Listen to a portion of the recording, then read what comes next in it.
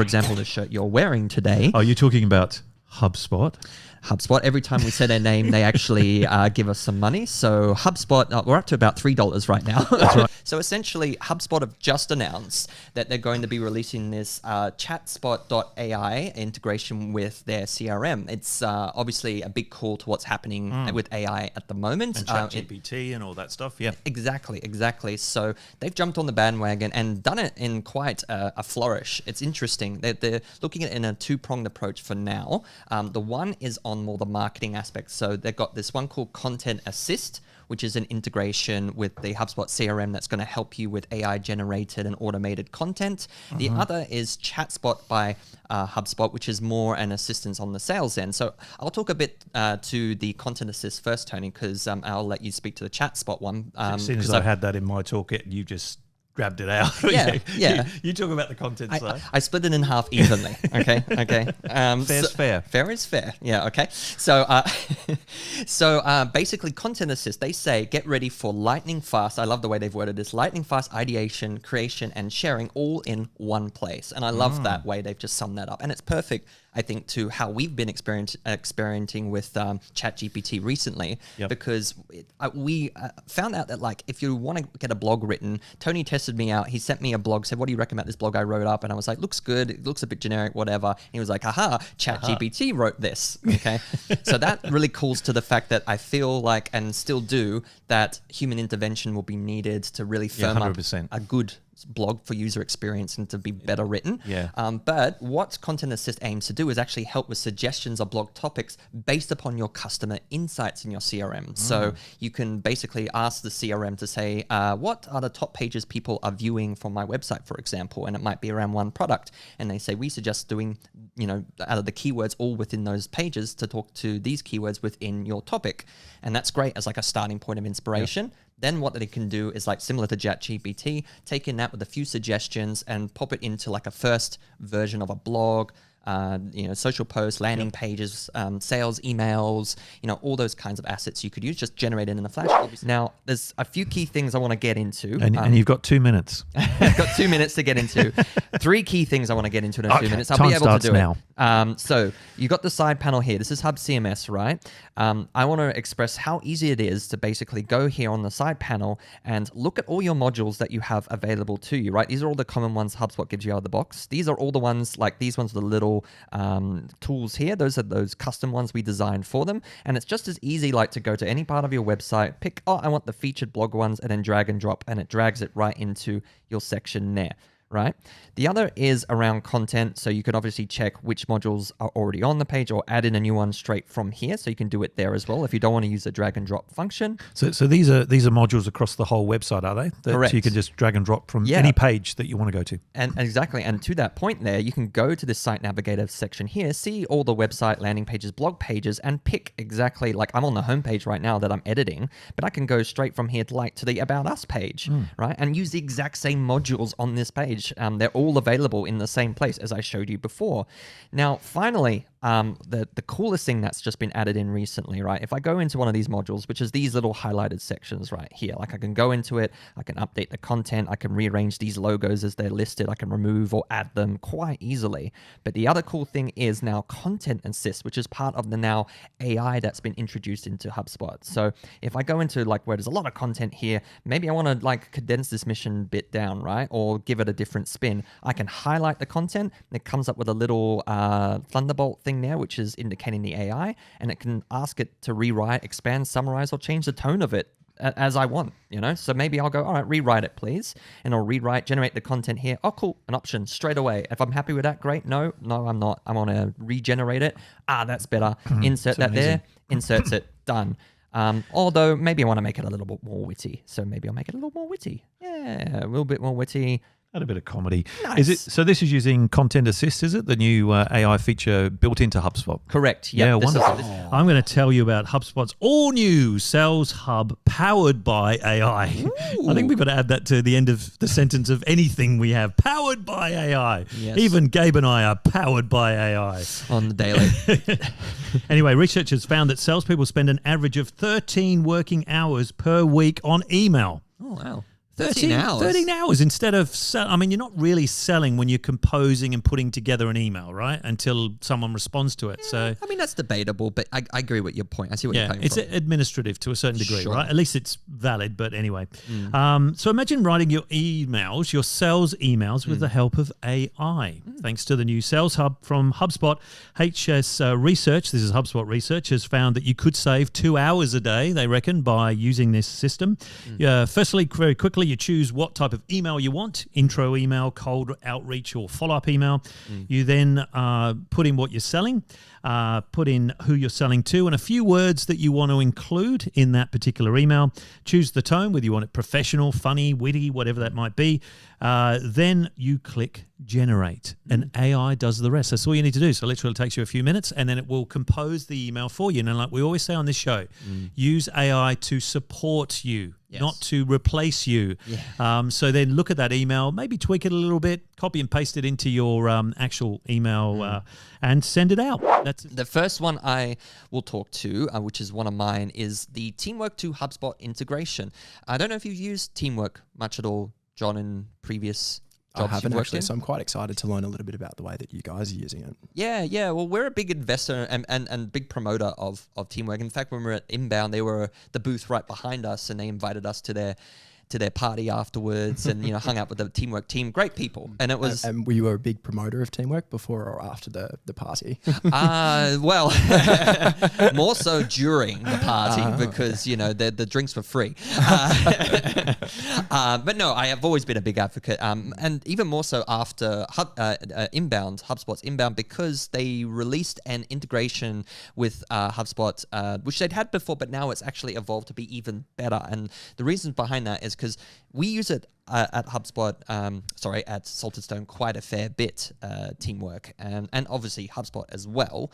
We wanted the two to talk to each other even better, so that when now we close off a deal in our sales pipeline in HubSpot, what happens next is there's an automation in place that can actually pull in the deal record into Teamwork and create a project, which then pulls in all the details of the contact, the company, and the deal record. So you've got basically everything housed into one place, all talking to each other, and then immediately, like the person who is handling the project, say the account manager, can jump in and, tweak it up to however they need to have it tweaked up to, but they can immediately start working from that project without needing to do any setup, which is awesome. And then they can invite, the client into it, whoever's going to be the point of contact, to sit into the platform as well, obviously with limited visibility, but, they immediately can start using the tools straight away, which I think is brilliant. So, which is now the one we were just talking about, which is ChatSpot, which again it bolts onto your HubSpot portal.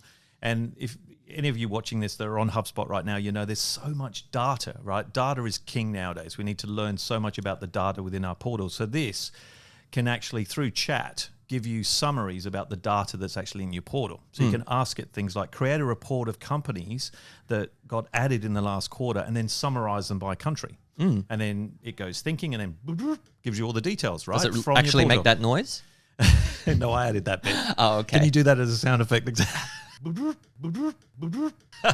Anyway, so they put it in, but then it can connect to ChatGPT and other kind of AI programs, because you can say, right, out of all of these countries now, show me the population of each of those countries. And obviously that data isn't in your platform, but it can pull it from ChatGPT and add another column which shows all the population. So you can just keep going and asking it to add more data, more information. And again, it's this conversational way, which I think everyone's moving to. Like you talk to it, or you type to it like you would be having a conversation with somebody, like an assistant or somebody in your department, where you say, can you create me this?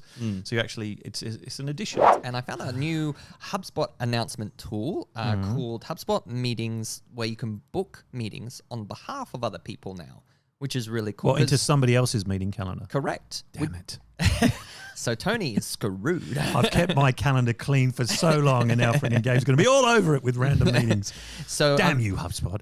You're probably quite familiar with the round robin function, Yes, whereby if someone's not got availability, it'll go to someone else's calendar. Yep. Well, now what you can do is you can send someone else's meeting link to someone and have them book on behalf of them, or you can even book in HubSpot on behalf of someone else as well. Okay, I like that, because I can actually reverse engineer that. And any meeting that I don't want to do, I just put it in Gabe's calendar. This other tool I've looked at is called prospecting. All right, prospecting, it's in beta currently as a separate tool to HubSpot. It sits underneath all your sales tools. You can add it in now for free if you are on sales, I think, starter and above. So just jump into the HubSpot ecosystem and you should be able to add it to your current list of tools. But basically what prospecting is, it helps you keep an eye on all your activity from a sales point of view. So you can see it all in one location, any tasks that are overdue, any calls, any emails and whatnot that you need to make or have been made. You can have them all listed there nicely, and it can give you, today you have to do X, Y, Z. All right, cool. I know it's all in one place. And then it attaches them all to your deals. So if you've got deals running with prospects and you know, as part of your system of, workflow within your sales process, you have to follow up people after X amount of days or time, it'll list them there on the day that you're supposed to do it. So you can just jump in there and see it all in one location, which is really cool. The other thing you can do too is then start employing some of the more advanced sales tools. Like when you're prospecting, you can sometimes enroll someone in a sequence. You can literally do it all off this one location now. So you can just roll it in to a sales sequence. Like if you're, say, in the middle of trying to close a deal, maybe there's a few little added value aspects you can send towards that prospect and roll them in that sequence right off that prospecting panel. And then, you can follow the whole activity of when they open it, when they don't. And then I think the final cool thing to add to that activity point is then the responsive field that is on the top tab of this prospecting tool. You can then look at the actual activity of people opening their emails, if they have or not, based upon whether when you sent them, and then look at the schedule as well for when you've got upcoming meetings and whatnot, and if people have accepted them or not, all from that one location. So that's really cool. It kind of eliminates the need to go to your emails, check your phone, go to your calendar. It's all in the one nice little condensed place. And then finally, the AI, of course. Oh, the AI. It's got to be in there somewhere. Yep, that overlays the whole thing. AI suggested actions happen at the bottom of your prospecting tool. So at the bottom, it'll say, hey, Doug from X company you haven't talked to in a while. Maybe you should follow them up. I didn't tell HubSpot to do that. The AI told me, which is really cool, right? But it's a return on investment calculator. Very nice. I think we can share a lot of high level sort of averages and a lot of businesses do when they talk about, if you buy our product, you might get 15% return or something like that. We've gone a little bit deeper. So in terms of our ROI calculator, we actually have what we calculate is that return on investment figure that you can experience if you are to move on to HubSpot. But that's actually based on aggregated data from it's a big number, 177,000 plus HubSpot customers globally. Wow. Across different industries, using different industry benchmarks, regional benchmarks. It's a product that's used internationally, but there's always going to be huge variations in the results that people see in different markets.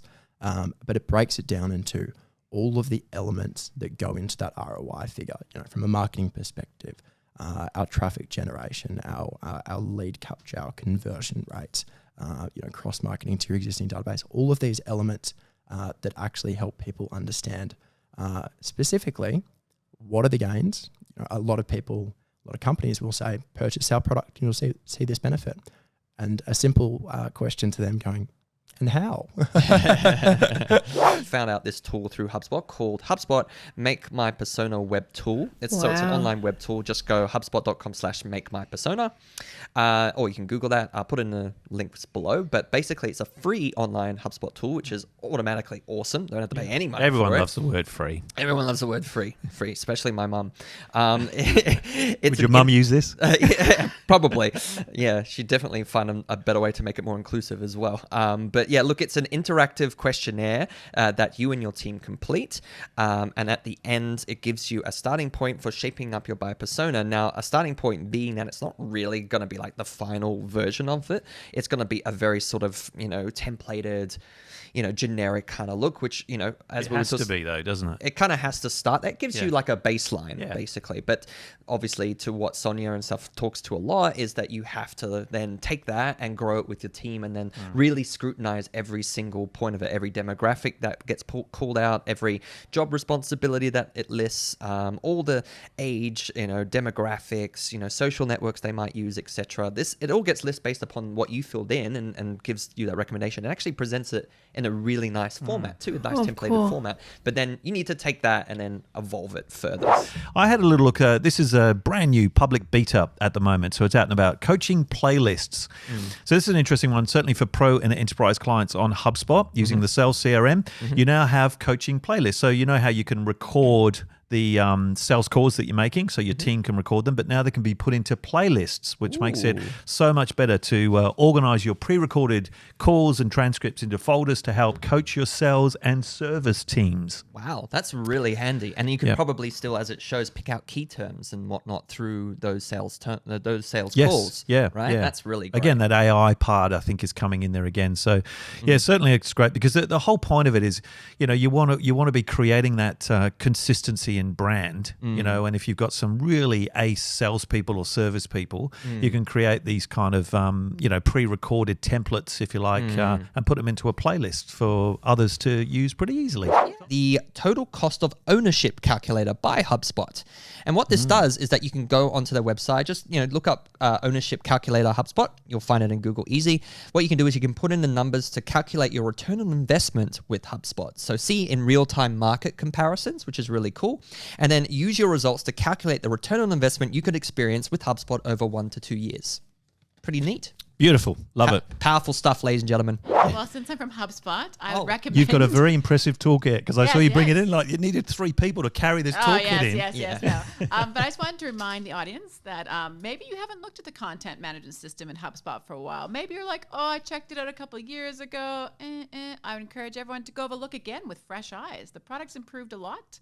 Especially, you may not know, there is a free edition of CMS available. So I encourage people to go have a try before you buy. But in addition to that, I'm not sure how across your audience is with inbound and the big announcements that Yamini came out, which are AI geared. We do have coming in the next couple of months a AI website generator. Ooh, exciting. So definitely worth checking out the free edition, and then definitely keeping an eye on the free edition for when the AI generator is available to the public. But basically one click, make a one-page website, put in information, choose your style. It will generate the content for you. So really taking the pain. But obviously, we want you to plan a great website with Salted Stone for 5 years. But for maybe some of our smaller businesses or people who want to just kind of have a go or try out the CMS product, I think this is a great kind of entry point to check it out and see if it works for you. Yeah, look, I don't think it's going to replace the whole process of building a website. No. We saw, when I was at Inbound, I just came back there from Boston and I saw some demonstrations of it. It's still at the very sort of junior, basic stages. And it's obviously still in beta, but it does has potential, like you said, for more of a quick fire approach. It definitely won't be accommodating all your needs for a website, but it definitely has potential. I think it's leaning towards that, but it's not trying to take away any of the work that the partners like us, Salted Stone, are doing to build out really great comprehensive websites. I think it's a great indication of HubSpot's commitment to innovation. Like if you told me 5 years ago we'd be making websites through AI, I'd be like, nah, you're dreaming. But nowadays, I think it's coming. It's sooner than we think it is. Things are moving so quickly. So I think it's really exciting that we're committed to kind of the next wave of what do websites look like in the next couple of years.